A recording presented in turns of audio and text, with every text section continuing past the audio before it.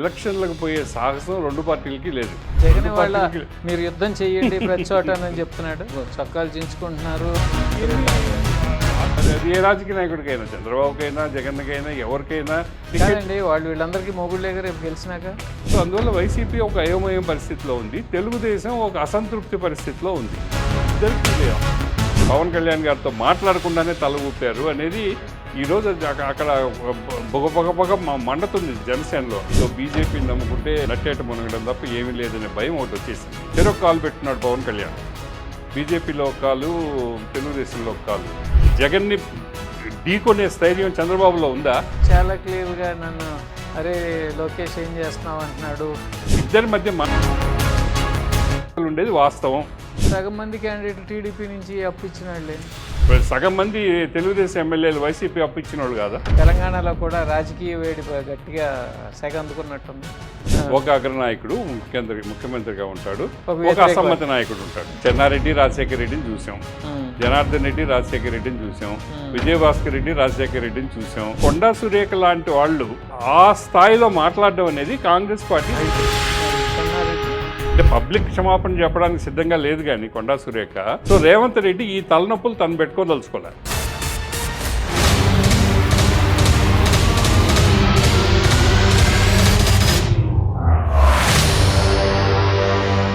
నమస్తే డోలేంద్ర ప్రసాద్ గారు, welcome back to వాస్తవ వేదిక. ఏంటి లోకల్ బాడీ ఎలక్షన్స్ ఆంధ్రాలో బాగా హీట్ అందుకుంటున్నట్టున్నాయి. ఆంధ్రాలో హీట్ అంటే జరుగుతాయా జరగవా అనే ప్రశ్న బాగా నడుస్తూ ఉంది. ఏది హైకోర్టులో పిల్లి వేశారు? హైకోర్టులో ద్వారా అంటే హైకోర్టులో పిల్లి వేయడం అనేది కాదు, ఎలక్షన్లకు పోయే సాహసం రెండు పార్టీలకి లేదు. రెండు పార్టీలు జగన్ వాళ్ళ మీరు యుద్ధం చేయండి ప్రతి చోట అని చెప్తున్నాడు. క్యాండిడేట్లు లేకుండా గాలిలో కత్తి తిప్పినట్టుగా యుద్ధం చేసినట్టుగా క్యాండిడేట్లు ఎక్కడ ఉన్నారని వైసీపీకి. ఏంటంటే ఇప్పుడు జగన్ ఎక్కడికి వెళ్ళినా సరిగా విపరీతమైన జనం వస్తున్నారు. అబ్బో ఆదరణ పెరిగిపోయింది.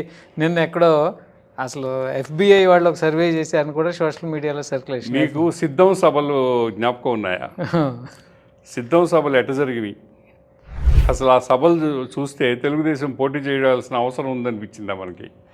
జగన్ కూడా అందుకే కదా 175 అవుట్ ఆఫ్ 175 నాకే, వై నాట్ 175 అన్నాడు. ఏమయ్యారా జనం అంతా? జనం సభలకి నాయకులకి ఎట్లా వస్తారో మనకు తెలుసు. ఇక్కడ ఆయన ఎవరో IPS ఆఫీసర్ పెళ్లికి వస్తున్నా కూడా హైదరాబాద్లో జనం వచ్చారన్నారు. ఎట్లా వచ్చారు జనం? మొబిలైజేషన్ చేస్తే వచ్చారు. సో మొబిలైజేషన్ చేసే 1000 రూపాయలకో 500కో వచ్చిన జనానికి ఆ నాయకుడి మీద అభిమానం ఉండాల్సిన అవసరం లేదు. అదే చొక్కాలు చించుకుంటున్నారు. ఆర్కెస్ట్రేటెడ్, అది స్క్రిప్ట్ రాస్తారు, దానికి కొరియోగ్రఫీ చేస్తారు, దానికంతా మనుషులను పెడతారు. కొరియోగ్రాఫ్డ్ ప్రోగ్రామ్స్ ఇవన్నీ కూడా ఏ రాజకీయ నాయకుడైనా పొలిటికల్ కొరియోగ్రఫీ, పొలిటికల్ కొరియోగ్రఫీ అది ఏ రాజకీయ నాయకుడికైనా, చంద్రబాబుకైనా, జగన్కైనా, ఎవరికైనా జనం వాలంటరీగా వచ్చి వాళ్ళ మీద ప్రేమ కురిపించేంత పరిస్థితులు ఇప్పుడు ఏమి లేవు. అంత గొప్ప నాయకులు అయితే కదా వీళ్ళు. ప్రజలు రావాలి. ఎవరిలో ఆ గొప్పతనం లేదు, ప్రజల్లో ఆ మానసికమైన అనుబంధం కూడా లేదు. అందుకని వచ్చే జనాన్ని బట్టి ఆయనకి ఏదో పార్టీకి బలం ఉందని మనం అనుకోవడానికి లేదు. నేను ఎలక్షన్లు ఎందుకు జరుగుతాయా జరగవా, అసలు ఎలక్షన్లు చేసే సాహసం లేదు అని ఎందుకు అంటున్నానంటే, వైసీపీ సంగతి మనకు తెలుసు. చాలా జిల్లాల్లో ఎక్కడో 4-5 నాయకులు తప్ప చాలా జిల్లాల్లో ఈ రోజుకి పార్టీ యాక్టివిటీ లేదు.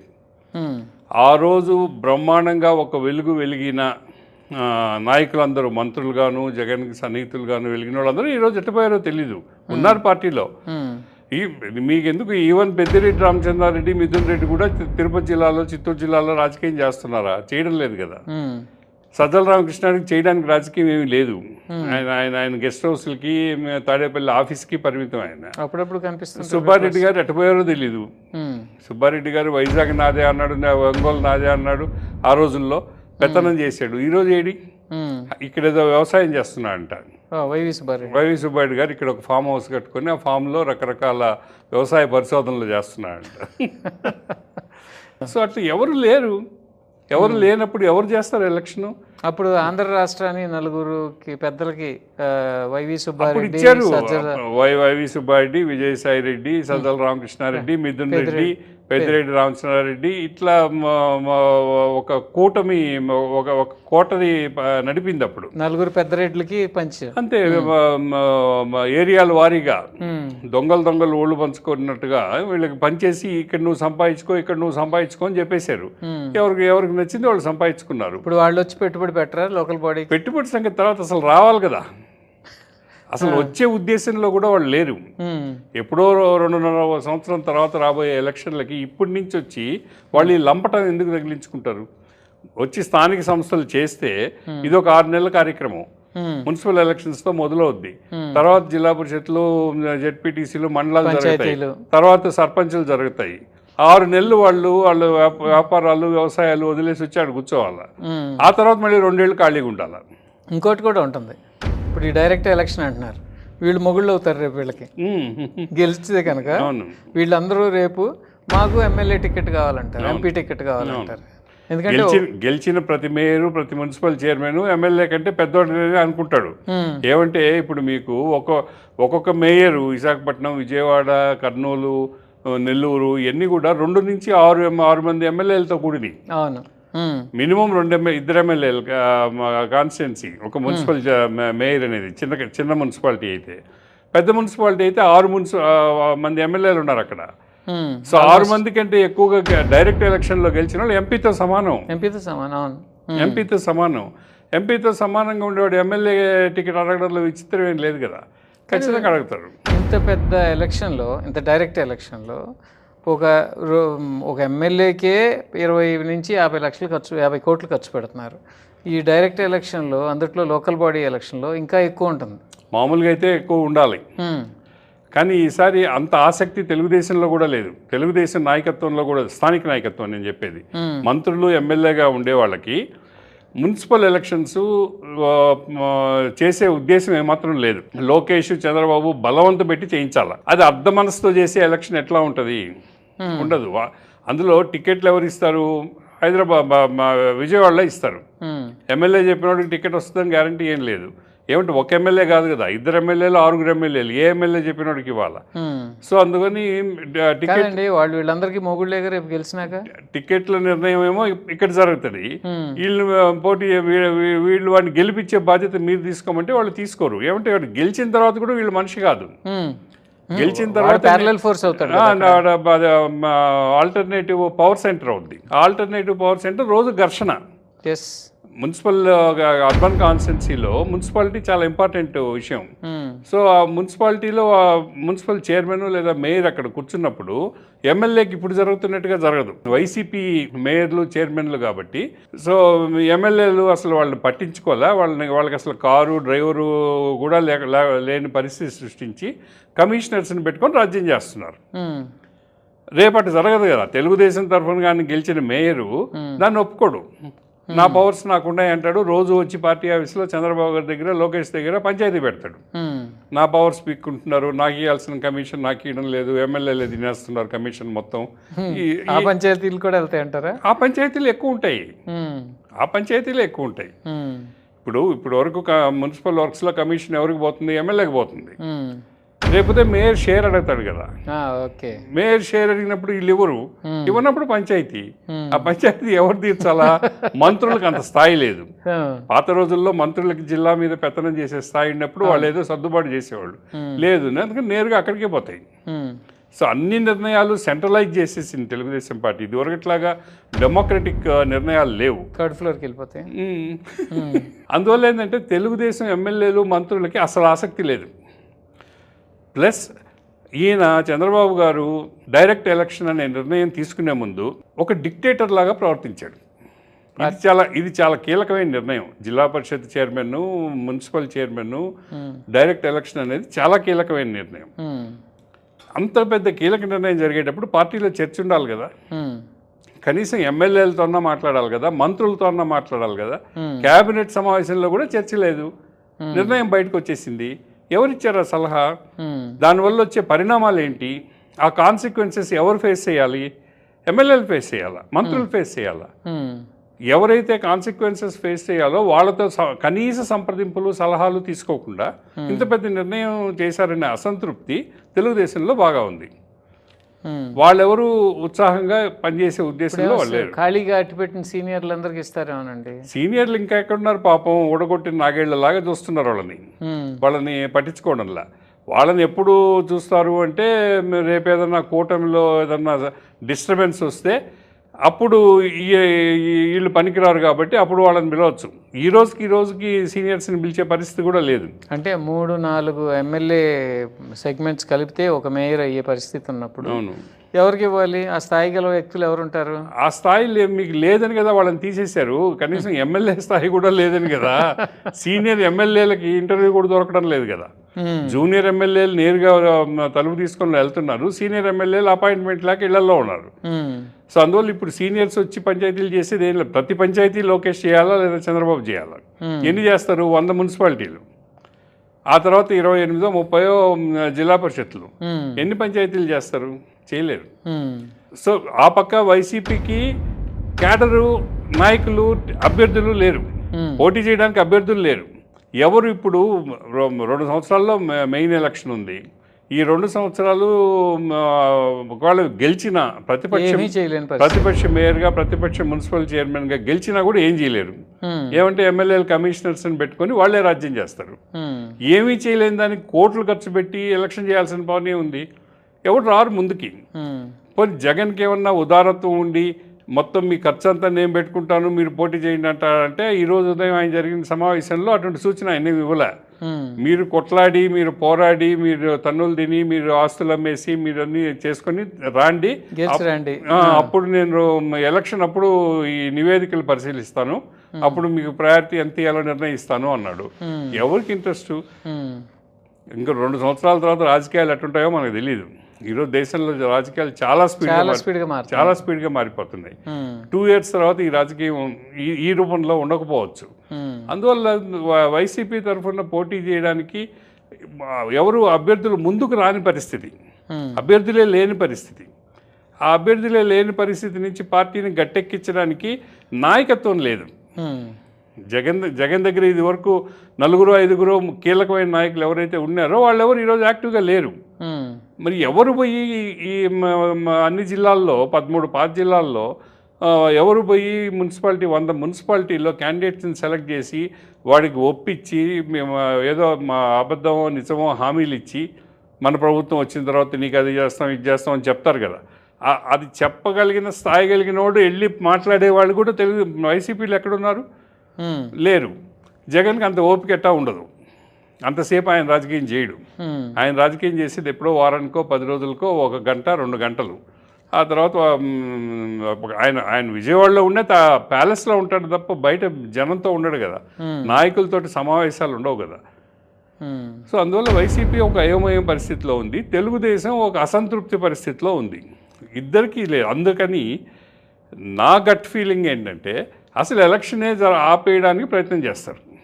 దానికి వైసీపీలో అతను ఆల్రెడీ ఒక మీడియా సెల్, ఒక లీగల్ సెల్ ఇవన్నీ ఫామ్ చేసి మనందరం ఫైట్ చేయాలి ఎట్టి పరిస్థితుల్లోనూ ప్రతి నియోజకవర్గంలోనే. ఫామ్ చేసి అంటే జగన్ ఫామ్ చేసి ఉంటే అనుకోవచ్చు, ఫామ్ చేయండి అని సలహా ఇచ్చాడు. దాని మధ్య వ్యత్యాసం ఉందంటారా? చాలా వ్యత్యాసం ఉంది. మీకు జ్ఞాపకం ఉందా? 2019లో తెలుగుదేశం గెలిచినప్పుడు వరుసగా కేసులు వస్తున్నప్పుడు చంద్రబాబు నాయుడు గారిని అందరూ పోయి మొరపెట్టుకున్నారు. సార్ రోజుకు 100 కేసులు 200 కేసులు వస్తున్నాయంటే లీగల్ సెల్ ప్రారంభిస్తాను అన్నాడు. 5 సంవత్సరాలు అయిపోయింది, కేసులు నడిచినాయి, కానీ లీగల్ సెల్ ఎక్కడ వచ్చింది? ఏ జిల్లాలోనూ లీగల్ సెల్ రాలేదుగా. ఇంకా వైసీపీకి ఎట్ట వస్తుంది? ఈ లీగల్ సెల్ వీటి వల్ల ఉపయోగం ఏం లేదు.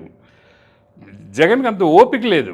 జగన్ అంత రాజకీయ ఇప్పుడు ఎమ్మెల్యే ఎలక్షన్ అయితే ఆయన ముఖ్యమంత్రి అవుతాడు కాబట్టి ఆయనకి ఇంట్రెస్ట్ ఉంటుంది. జగన్ స్వభావం మనకు తెలుసు కదా, ఆయన పార్టీ అని కూడా ఉండదు. పోయినసారి కూడా చూసాం కదా మనం. ఇప్పుడు ఏదైనా బై ఎలక్షన్స్ వాటి మీద కూడా చాలా అలక్ష్యం ప్రదర్శించడం జగన్ మనం చాలా సందర్భాల్లో చూసాం.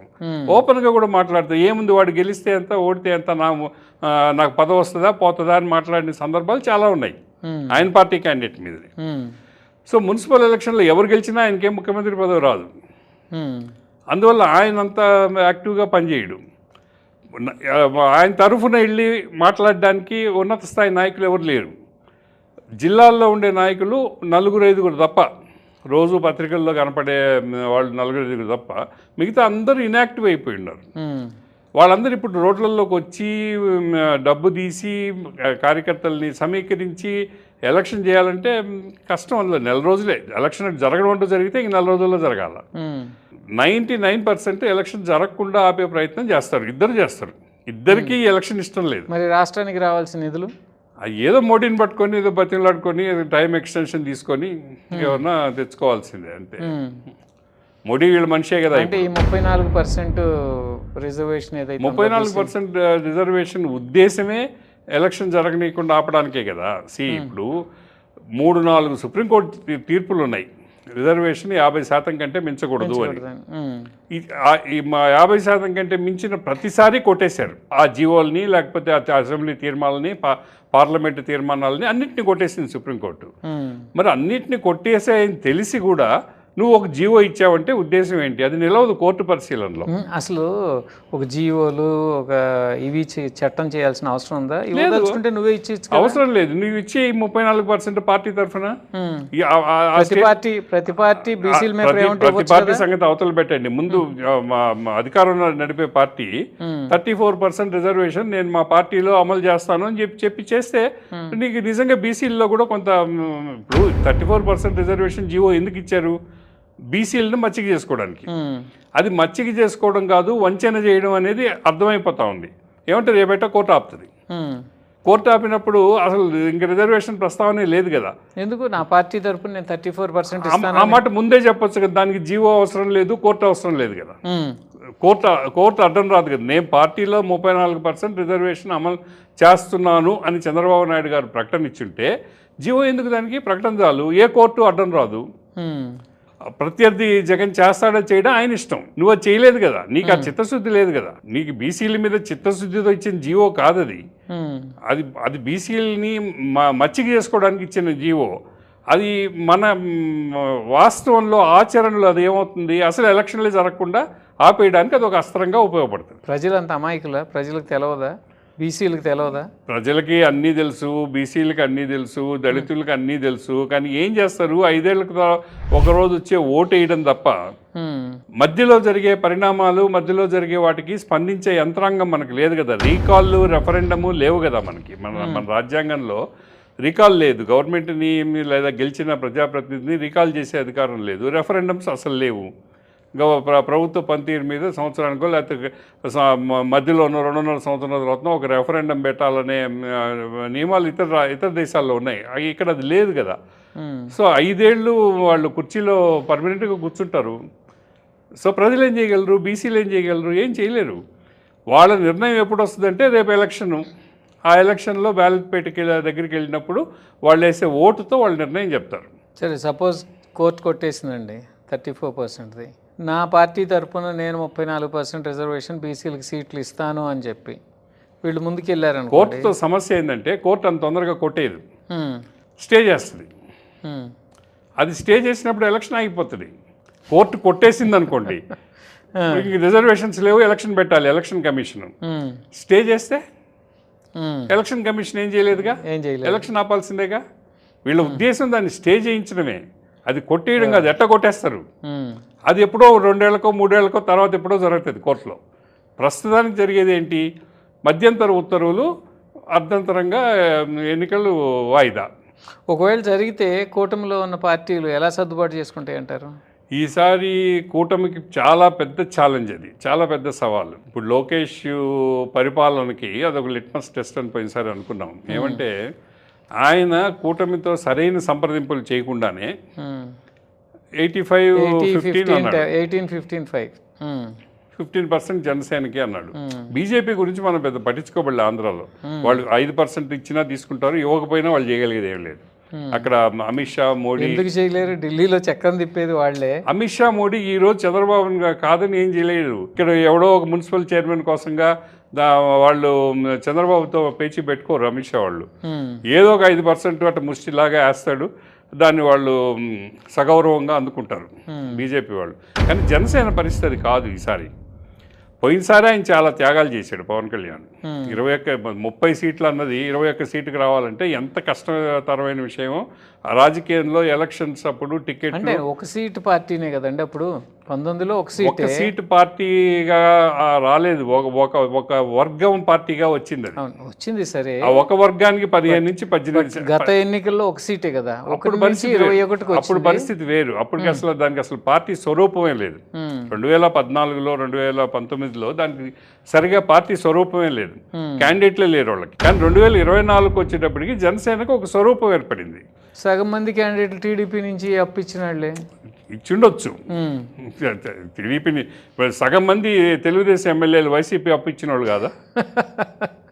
ఇప్పుడు మా జిల్లాలో 10 సీట్లలో 6 మంది వైసీపీ నుంచి వచ్చిన వాళ్ళకి ఇచ్చారు. నెల్లూరు జిల్లాలో 10 మందిలో 6 మంది వైసీపీ నుంచి తీసుకొచ్చి ఇచ్చారు. ఎంపీ కూడా కదా, ఎంపీ కూడా వైసీపీ నుంచే తీసుకొచ్చి ఇచ్చారు లాస్ట్ మినిట్లో. సో ఇక పరస్పర సహకారం, పరస్పర సహకారం కాదు, క్యాండిడేట్లు దొరకపోవడం.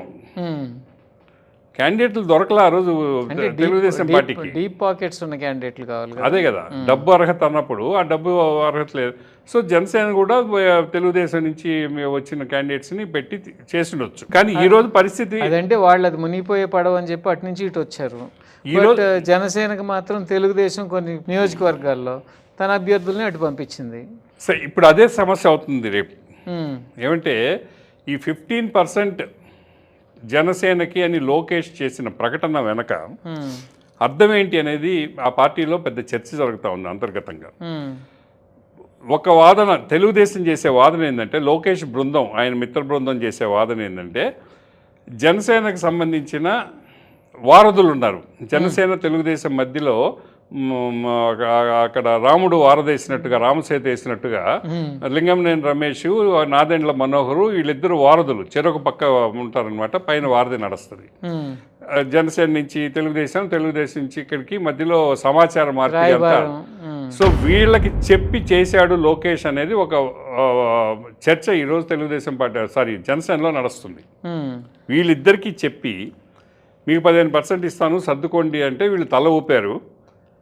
పవన్ కళ్యాణ్ గారితో మాట్లాడకుండానే తల ఊపారు అనేది ఈరోజు అక్కడ బొగ మండుతుంది జనసేనలో ఈ సబ్జెక్ట్ మీద.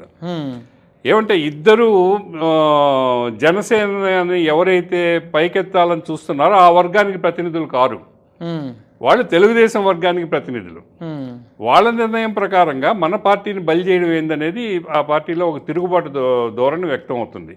అంటే అక్కడ నాదెండ్ల మనోహర్ని తెలుగుదేశం వర్గ ప్రతినిధిగా ఎప్పుడు చూడరు కదా, తెలుగుదేశం వర్గ ప్రతినిధిగా శత్రువుగా చూస్తారు వాళ్ళ ఫాదర్ మూలంగా.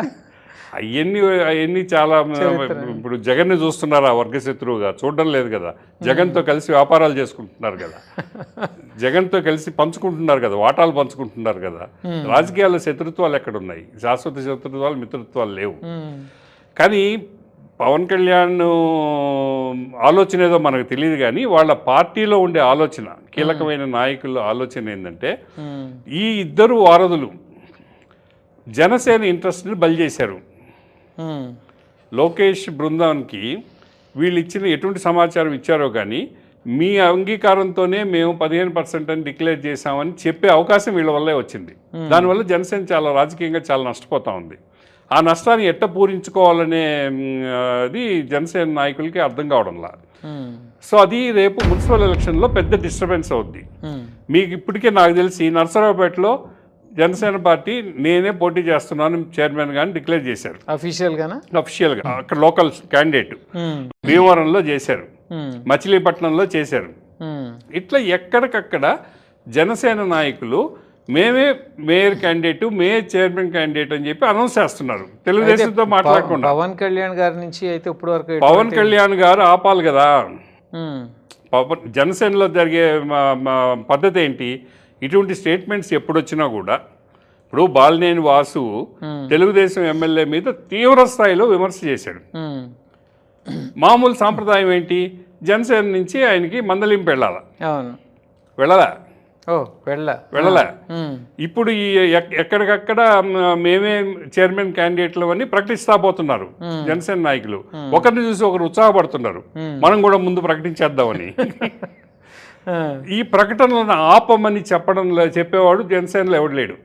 జనసేనలో చెప్పగలిగింది ఓన్లీ పవన్ కళ్యాణ్ గారు. పార్టీ ఉంది కదా, పార్టీ ఉంది కదా. పార్టీ మిగిలిన స్ట్రక్చర్ ఏముందండి? ఎవరు సరే, ఏదైనా ఇదివరకు ఆ పంచాయతీలన్నీ నాదెండ్ల మనోహరు, ఎల్ఆర్ అంటారు, లింగంనేని రమేష్ చేసేవాళ్ళు.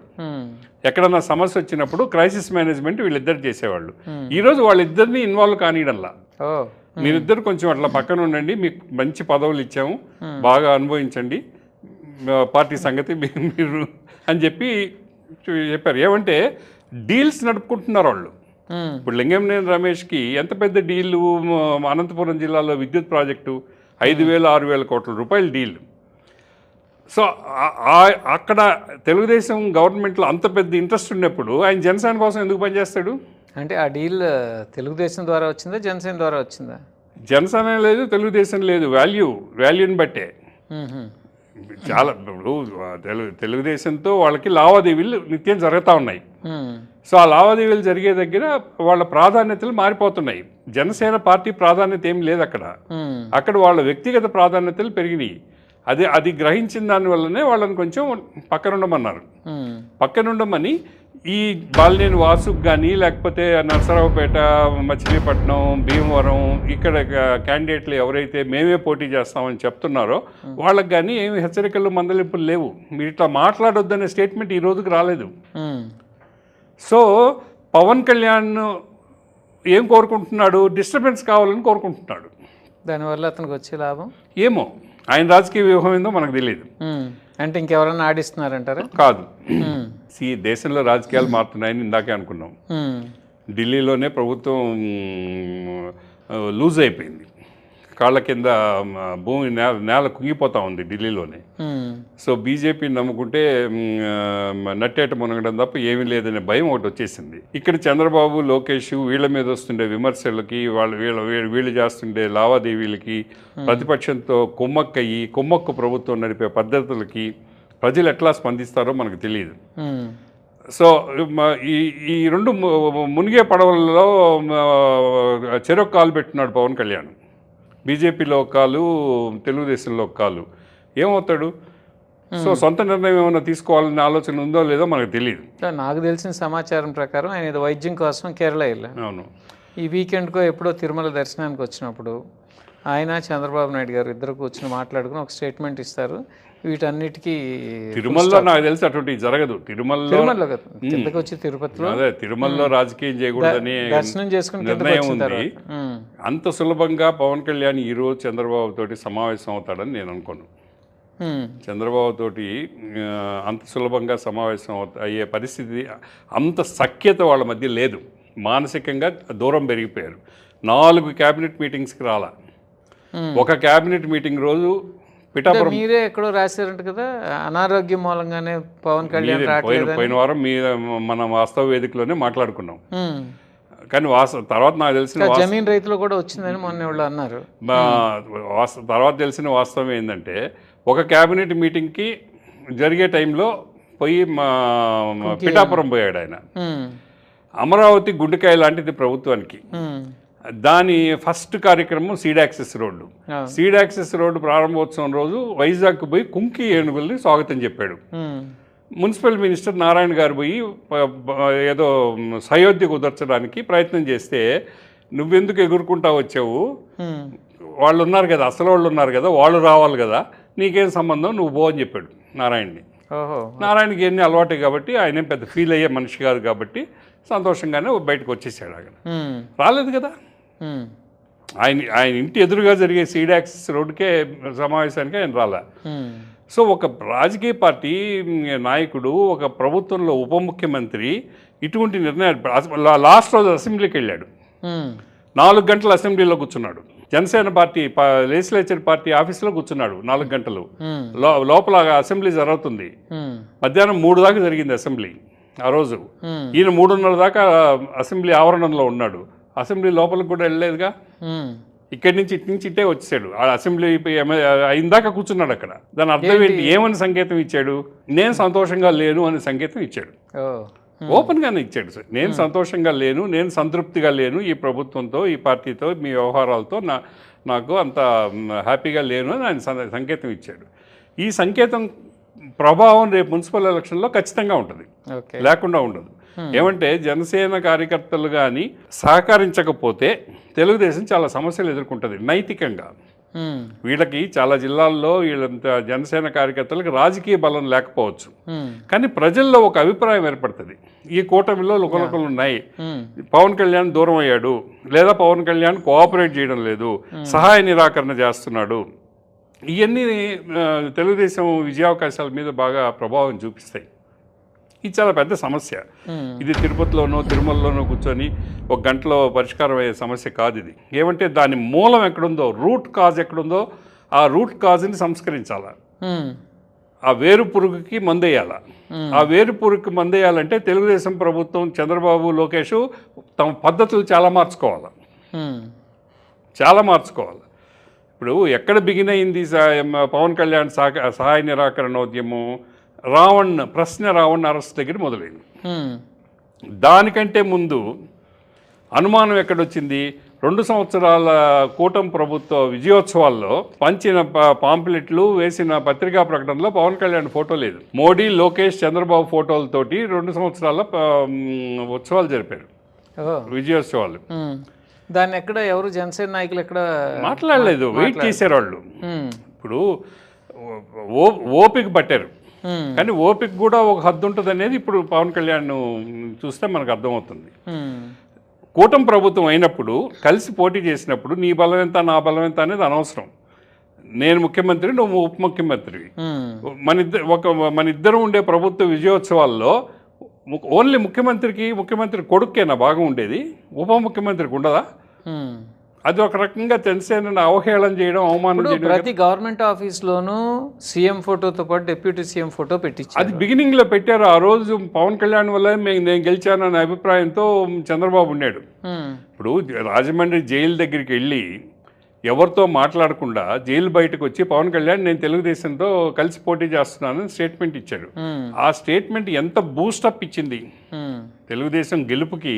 పవన్ కళ్యాణ్ ఆ రోజు యథాలాపంగా మాట్లాడిన మాట వల్ల తెలుగుదేశం అట్నే పైకి లేచింది. అంటే తెలుగుదేశంలో ఇంకొక ఆలోచన విధానం కూడా ఉంది. ఏంటంటే పవన్ కళ్యాణ్తో కలిసి పోటీ చేయకపోయినా మొన్న ఎలక్షన్లో నెగ్గేవాళ్ళు. ఎలక్షన్ తర్వాత విశ్లేషణలు చేసేటప్పుడు ఇటువంటివన్నీ వస్తుంటాయి. లెక్కలు చూస్తాం కదా, ఎన్ని ఓట్లు పడ్డాయి ఏంటి లెక్కలు చూస్తాం కదా. ఈ ఎలక్షన్ల ముందు మానసిక స్థైర్యం ఉందా? జగన్ని ఢీకొనే స్థైర్యం చంద్రబాబులో ఉందా? లేదు, చంద్రబాబులో లేదు. పవన్ కళ్యాణ్ ఇచ్చిన ధైర్యంతోనే ఆ రోజు చంద్రబాబు ప్లస్ మోడీ ఇచ్చిన అండతోనే చంద్రబాబు ఎలక్షన్ చేయగలిగాడు. ఇప్పుడు పవన్ కళ్యాణ్ గారు కూడా చాలా సందర్భాల్లో స్టేట్మెంట్స్ ఇచ్చారు. ఏంటి, ఇంకొక 10 ఏళ్ల పాటో 15 ఏళ్ల పాటో కూటమి కలిసే ఉంటుంది అని. దానికి భిన్నంగా ప్రవర్తిస్తారంటారా? చంద్రబాబు చాలా హామీలు ఇచ్చున్నాడు, చాలా హామీలు ఇచ్చున్నాడు. ఆ హామీల్లో ఎన్ని నెరవేరుస్తున్నాడు ఆయన? ఎవరికి? ప్రజలకు ఇచ్చినాయి కదా. పవన్ కళ్యాణ్కి ఇచ్చినాయి చాలా నెరవేరుస్తున్నారు. ప్రజలకు ఇచ్చిన హామీలకి పవన్ కళ్యాణ్కి ఇచ్చిన హామీలకి పెద్ద తేడా లేదు. ఇప్పుడు అంటే ఆయనకి వ్యక్తిగతంగా ఏమి హామీలు ఇచ్చారో మనకు తెలియదు. వ్యక్తిగతంగా కాదు, మన ఇద్దరం కలిసి పనిచేస్తాం అనుకున్నప్పుడు ప్రతి దాంట్లోనూ కలిసి పనిచేయాలి. ఇప్పుడు నేను ప్రశ్న రావణ్ విషయం చెప్పా, అంతకుముందు విజయోత్సవాలు చెప్పా. దానికంటే ముందు జల్ జీవన్ మిషన్ ఉంది. జల్ జీవన్ మిషను ఆంధ్రప్రదేశ్కి రద్దయిపోయింది. అది పూర్తిగా రద్దయిపోయింది. డిస్కస్ చేసాం. దాదాపు 70,000 నుంచి 1,00,000 కోట్ల రూపాయల పథకం. అది అద్భుతమైన పథకం. పవన్ కళ్యాణ్ స్వయంగా ఢిల్లీకి వెళ్ళి ప్రధానమంత్రిని కలిసి అక్కడ ఆయన్ని బతిమలాడి ఒప్పించి ఆ పథకాన్ని శాంక్షన్ చేయించి తీసుకొచ్చాడు. ఆ పథకం ఏది? పంచాయతీరాజ్ డిపార్ట్మెంట్, అంటే పవన్ కళ్యాణ్ దీంట్లో ఉంది. దానికి కేంద్రం నుంచి నిధులు వస్తే పవన్ కళ్యాణ్కి మాట చెప్పకుండా లోకేష్ ఆఫీస్ నుంచి వచ్చిన ఫోన్తో నిధులు డైవర్ట్ అయినాయి. ఇంకా పవన్ కళ్యాణ్ ఎందుకో పంచాయతీరాజ్ మినిస్టర్గా ఉండడం? అవును, ఇది గత ఎపిసోడ్లో డిస్కస్ ఉంది కదా. సో ఇటువంటివి ఇప్పుడు శిశుపాలుడి వద్దకి 100 కారణాలు ఉన్నట్టుగా ఈ పవన్ కళ్యాణ్ అసంతృప్తికి చాలా కారణాలు ఉన్నాయి. చాలా ఓపిక పట్టున్నాడు. ఇది టీ కప్లో తుఫాన్ కాదు, ఇది చాలా సీరియస్ తుఫానే. బంగాళాఖాతంలో ఏర్పడిన వాయుగుండమే ఇది.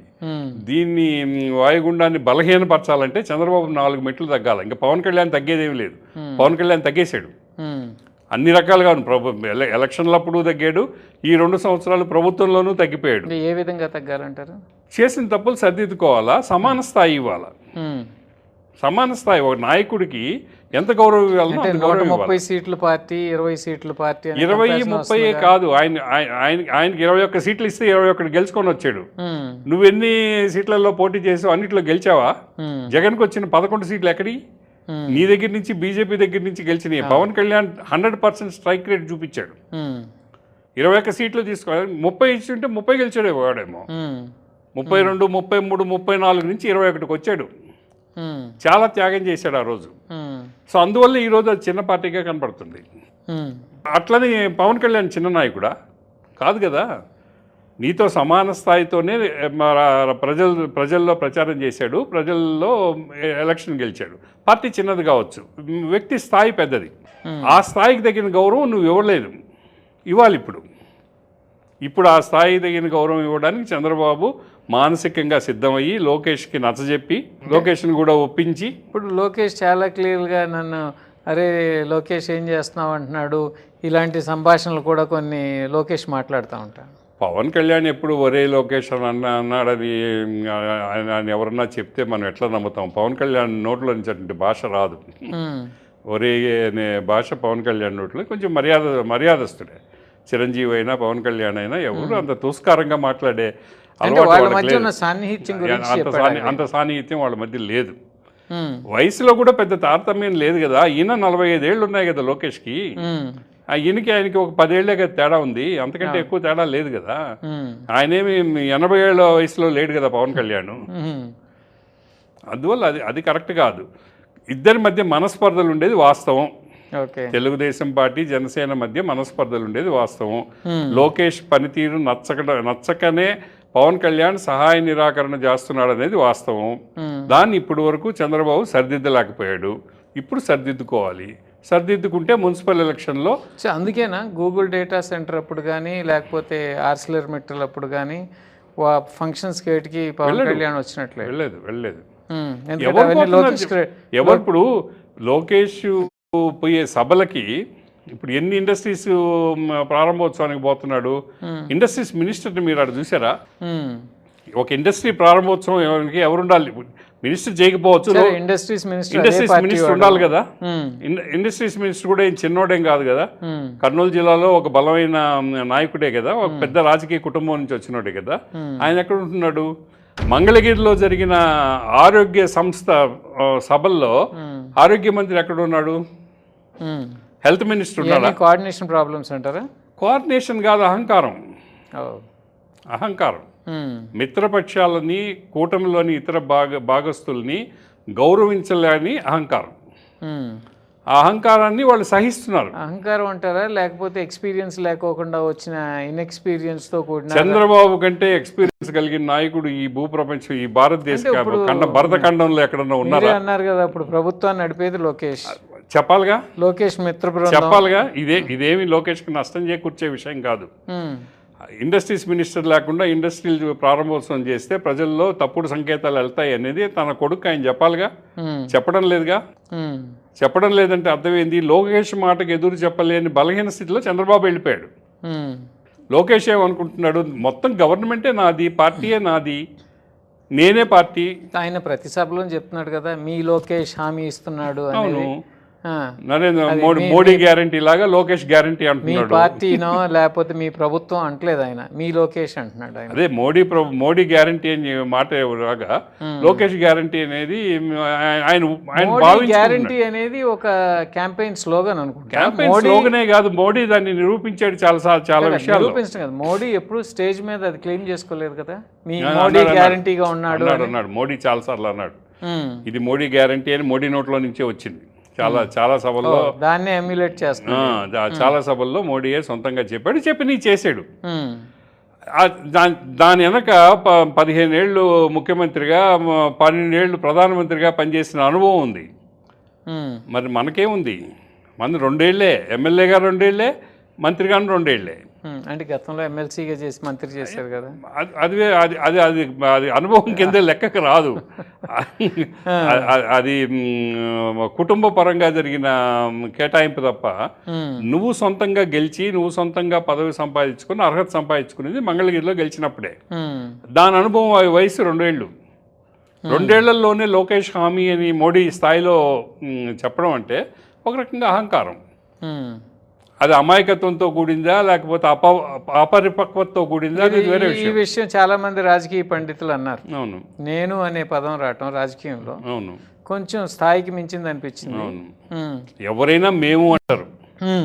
ప్రధానమంత్రి ఇందిరాగాంధీ అయినా లేకపోతే ముఖ్యమంత్రి ఎన్టీ రామారావు అయినా కూడా ఏది సొంతంగా క్లెయిమ్ చేయరు. ఒక శక్తిగా ఎదగాలంటే ఒక పార్టీ కావాలి.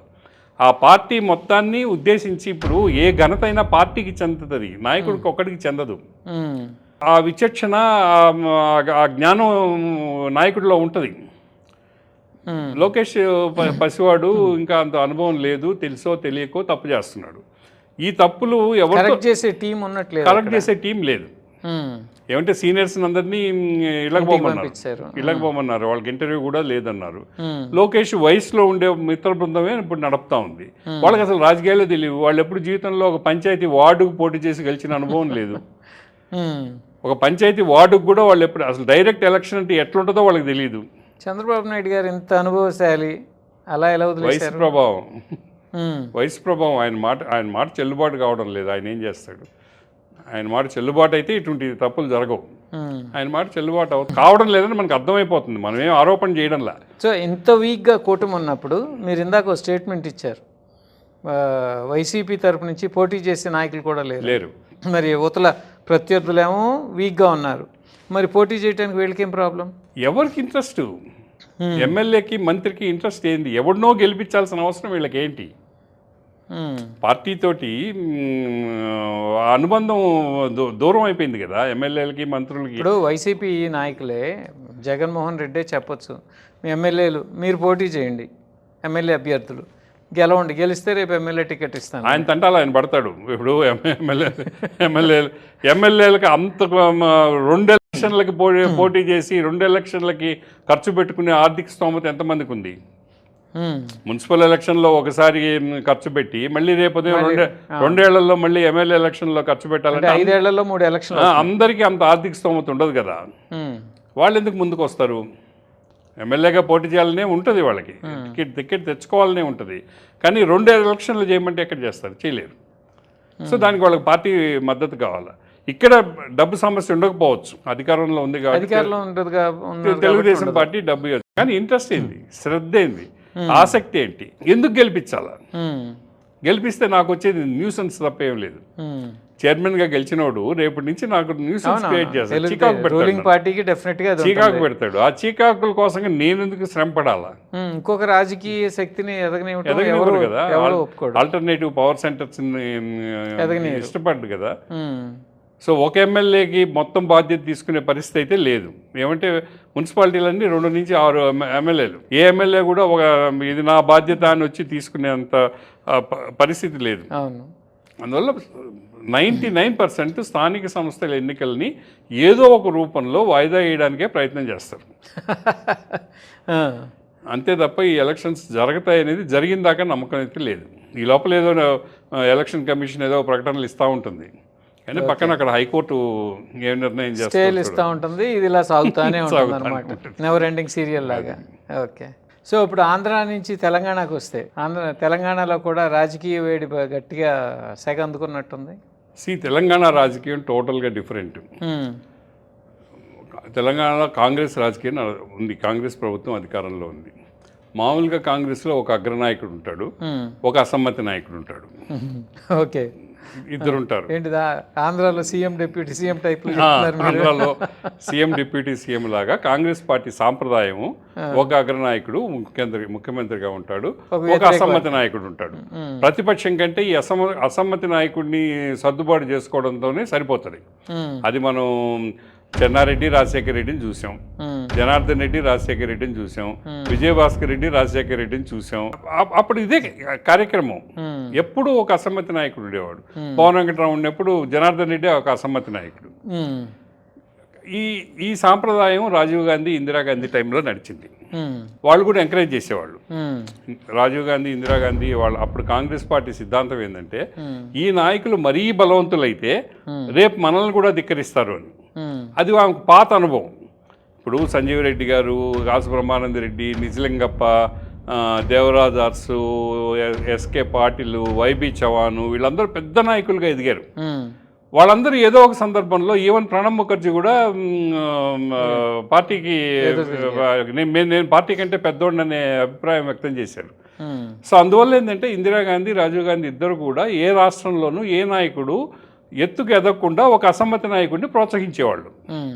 కానీ సోనియా గాంధీ వచ్చిన తర్వాత, రాజశేఖర రెడ్డి ముఖ్యమంత్రి అయిన తర్వాత ఢిల్లీకి ఎంతమంది పోయి ఎన్ని చెప్పినా కూడా ఆమె వినలా. రాజశేఖర రెడ్డికి ఫ్రీ హ్యాండ్ ఇచ్చింది. సో ఈరోజు కూడా సోనియా గాంధీ మాటే నెగ్గుతుంది. ఇప్పుడు ఏ కారణం వలనో రేవంత్ రెడ్డి గారికి అధికారం ఇచ్చారు. సో రేవంత్ రెడ్డి కంటే సీనియర్లు, రేవంత్ రెడ్డి కంటే సమర్థులు, రేవంత్ రెడ్డి కంటే అనుభవం ఉండేవాళ్ళు చాలామంది ఉన్నారు అక్కడ. దామోదర్ రాజనరసింహ ఉన్నాడు, ఉత్తమ్ కుమార్ రెడ్డి ఉన్నాడు, కోమటిరెడ్డి వెంకటరెడ్డి ఉన్నాడు, చాలా మంది ఉన్నారు. వాళ్ళందరూ రేవంత్ రెడ్డి కంటే పార్టీలో సీనియర్లు. వాళ్ళకి గతంలో మంత్రులుగా పనిచేసిన అనుభవం కూడా ఉంది. వాళ్ళకి ఢిల్లీ రాజకీయాలతో సంబంధం కూడా ఉంది. ఇప్పుడు వి హనుమంతరావు తీసుకుంటే రాజీవ్ గాంధీ ఇంట్లో సొంత మనిషి. వాళ్ళందరినీ కాదని రేవంత్ రెడ్డికి అవకాశం ఇచ్చారు. సో అవకాశాన్ని వాళ్ళు వదలరు. ఇప్పుడు రేవంత్ రెడ్డి చాలా లౌక్యంగా, చాలా సమయస్ఫూర్తితో వీళ్ళందరినీ సమర్థించుకుంటూ వస్తున్నాడు. బట్టి విక్రమార్క ముఖ్యమంత్రి కావాలనుకున్నాడు, కానీ ఇప్పుడు ఆయన అసమ్మతి నాయకుడిగా మారలేదుగా. ఇప్పుడు ఆ రోజు జనార్దన్ రెడ్డికి, విజయభాస్కర్ రెడ్డికి, చెన్నారెడ్డికి వ్యతిరేకంగా రాజశేఖర రెడ్డి అసమ్మతి నాయకుడిగా మారాడు. ఇక్కడ అట్లా అసమ్మతి నాయకుడు ఎవరు మారారు? ఎవరు మారలా. కోమటిరెడ్డి వెంకటరెడ్డి ఎవరు మారలా. అసలు కోమటిరెడ్డి రాజగోపాల్ రెడ్డి మాట్లాడుతున్నాడు, కోమటిరెడ్డి వెంకటరెడ్డి గారు మాట్లాడడంలా. ఎవరు అక్కడ అసమ్మతి వర్గం అనేది లేదు, రెండు వర్గాలు లేవు, ఓన్లీ ఢిల్లీ వర్గమే ఉంది. యాక్చువల్గా ఆ రోజు ఉన్నంత బలంగా ఢిల్లీ నాయకత్వం లేదు. రాజీవ్ గాంధీ, ఇందిరాగాంధీ ప్లస్ సోనియా గాంధీ ఉన్నప్పుడు ఉన్న బలము, కేంద్ర నాయకత్వం అధిష్టానానికి ఉండే ఆ బలం ఇప్పుడు లేదు. అయినా కూడా తెలంగాణ నాయకులు ఎవరు అధిష్టానాన్ని కాదని పోయే పరిస్థితిలో లేరు. ఇప్పుడు ఏం జరుగుతుంది కొండా సురేఖ వ్యవహారం? కొండా సురేఖ చాలా చిన్నది. అది కొండందో వెలుగున పెట్టినట్టే. అది కర్ణాటకలో మార్పు జరిగింది కాబట్టి ముఖ్యమంత్రి కర్ణాటక మార్పుకి ఇక్కడికి పోలిక తేవడం అనేది అసందర్భం ఉంది. ఇప్పుడు కర్ణాటక ఎలక్షన్ల ముందే ఒప్పందం. సిద్ధరామయ్య గారు పెద్దవాడు వయసులో, ఆయన కోరాడు, ఆయనకి బలం ఉంది. ఈ రోజుకు కూడా డికే శివకుమార్ కంటే ఎక్కువ మంది ఎమ్మెల్యేలు బలం ఉండేది సిద్ధరామయ్యకి. ఆయన ట్రెడిషనల్ రాజకీయ నాయకుడు, ఆయనకి బలం ఎక్కువ. డికే శివకుమార్ సిటీ నాయకుడు, ఆయన రాష్ట్రం అంతా ఉండే నాయకుడు ఆయన. సో అందువల్ల ఒక ఒప్పందం చేసి 2.5 సంవత్సరం ఒకరు, 2.5 సంవత్సరం ఇంకొకరు ఉండేటట్టుగా ఒప్పందం చేశారు. ఈయన ఇంకా ఎక్కువ ఉండాలని సిద్ధరామయ్య గారు కోరుకున్నారు. కానీ ఏదో ఎట్లా నచ్చ చెప్పి అందరూ ఒప్పించి డికే శివకుమార్కి అవకాశం ఇచ్చారు. సిద్ధరామయ్య గారు ఏం వ్యతిరేకం చేయడం లేదే, కలిసే ఉండారు, ఇద్దరు కలిసే కార్యక్రమాల్లో పాల్గొంటున్నారు. సిద్ధరామయ్య గారి కొడుక్కి మంత్రి పదవి ఇచ్చారు, ఇంపార్టెంట్ పోర్ట్ఫోలియో ఇచ్చారు. అందువల్ల అక్కడ పెద్ద సమస్య రాలేదు. ఇక్కడ రేవంత్ రెడ్డి మార్పు అనేది అటువంటి అవకాశమే లేదు. కానీ కొండా సురేఖ లాంటి వాళ్ళు, కొండా సురేఖ లేకపోతే ఆమె కూతురు ఆ స్థాయిలో మాట్లాడడం అనేది కాంగ్రెస్ పార్టీ సహించదు. మరి చిన్నారెడ్డి చాలా సీనియర్ నాయకుడు. వీళ్ళిద్దరు చుట్టూ ఇప్పుడు చిన్నారెడ్డి ఇప్పుడు ఓడు కాదు, నిజాయితీ పరుడు, నిస్వార్థపరమైన రాజకీయ నాయకుడు, కాంగ్రెస్ పార్టీ భక్తుడు. ఆయన ఏదన్నా మనసులో బాధతో ఏదన్నా మాట్లాడుకుంటే ఆయన పట్ల వైఖరి ఒక రకంగా ఉంటుంది. కొండా సురేఖ కుమార్తె మీద వైఖరి వేరుగా ఉంటుంది. కుమార్తె మీద ఉండొచ్చు వైఖరి, ఆమె ఆల్రెడీ ఏదో జనసేన జాయిన్ అవుతాను ఏదో అని స్టేట్మెంట్. సరే ఏదైనా కానీ వైఖరి రెండు ఒకటిగా చూడదు అధిష్టానం.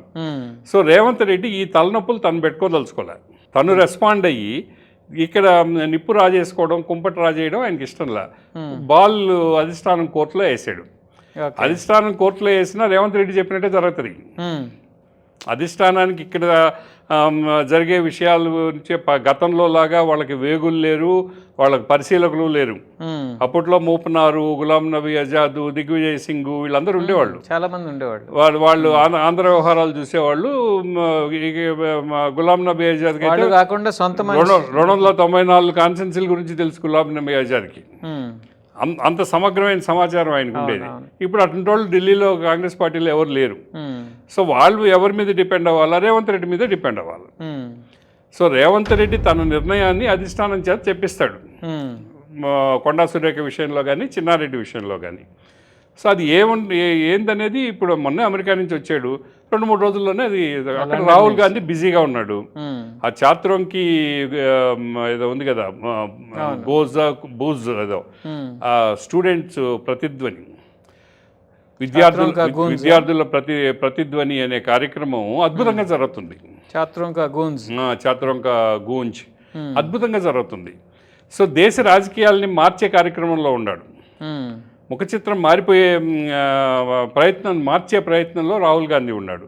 ఇది చాలా చిన్న విషయం. ఈ చిన్న విషయం మీద దృష్టి పెట్టి ఆలోచించే టీ కప్లో తుఫానే అంటే ఇది టీ కప్లో తుఫానే. అందులో ఆమె చెప్తుంది కదా, నేను క్షమాపణ చెప్తున్నాను, నేను రేవంత్ రెడ్డికి చెప్పాను అంటే పబ్లిక్ క్షమాపణ చెప్పడానికి సిద్ధంగా లేదు. కానీ కొండా సురేఖ రేవంత్ రెడ్డి గారికి నేను అన్నీ చెప్పుకుంటాను, రేవంత్ రెడ్డి గారికి క్షమాపణ చెప్తాననే అర్థంలోనే ఆమె మాట్లాడుతుంది. ఆమె తిరుగుబాటు ధోరణిలో లేదు కదా. కూతురుని బహిష్కరిస్తారు, ఆవిడ సేఫ్ అవుతుంది. ఏమన్నా ఏం చేస్తారు వాళ్ళ నిర్ణయం ఢిల్లీ నుంచి వింటాం మనం. నిర్ణయం జరిగేది ఇక్కడే, కానీ మనకు వినిపించేది ఢిల్లీ నుంచి. Okay sir, thank you very much. Will meet again next week. వాస్తవ వేదిక పూర్తి ఎపిసోడ్ ప్రతి గురువారం మీ తెలుగు వన్ న్యూస్లో.